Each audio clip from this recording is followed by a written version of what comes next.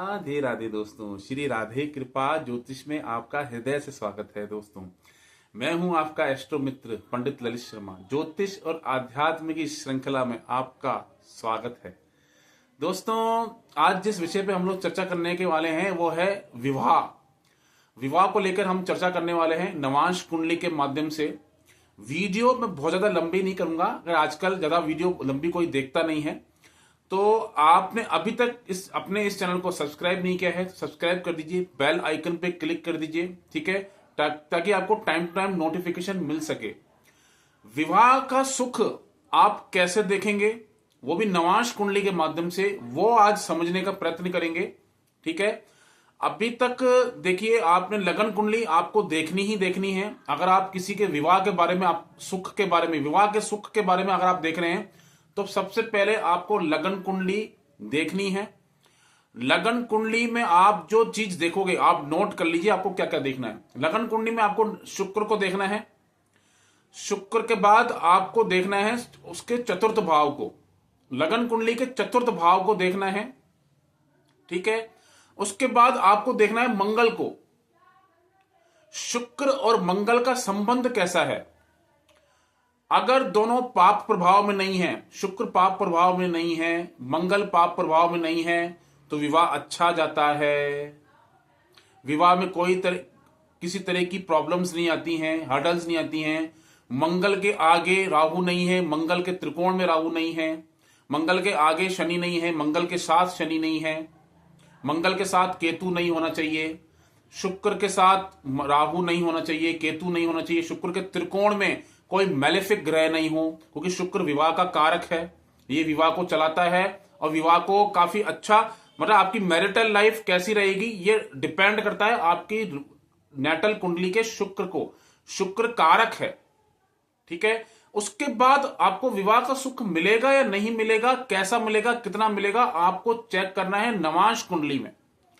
नवांश कुंडली में आपको जाना है। नवांश कुंडली में फर्दर आपको चेक करना है मंगल को और शुक्र को।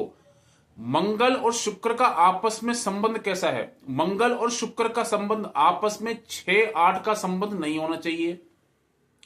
मंगल से शुक्र छठे घर में, 8वें घर में नहीं हो, शुक्र से मंगल छठे घर में, 8वें घर में नहीं हो। मंगल और शुक्र पर किसी पाप प्रभाव का, पाप दृष्टि नहीं हो। खासकर आप देखोगे शनि की या राहु केतु का संबंध मंगल से शुक्र से नहीं बन रहा हो।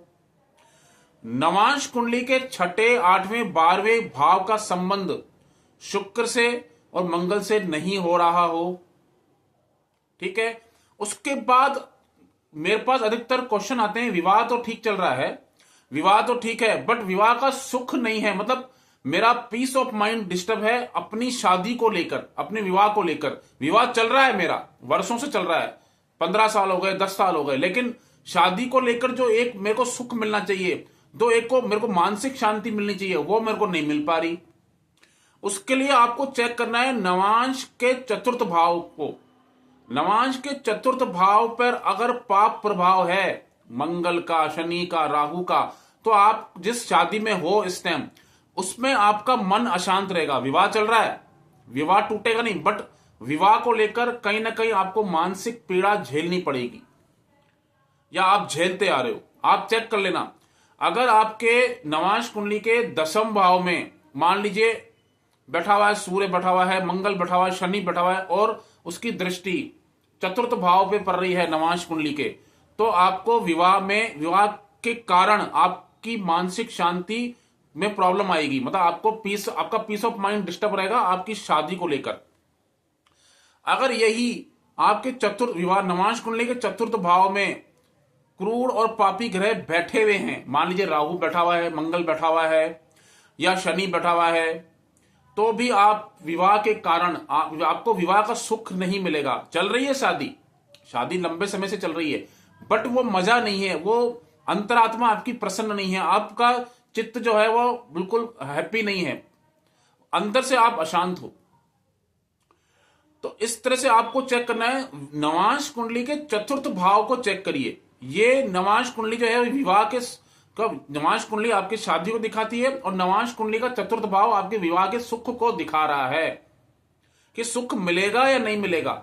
शादी कितनी चलेगी, कैसी चलेगी, क्या चलेगी, वो पूरी कुंडली को हम लोग ध्यान से देखते हैं।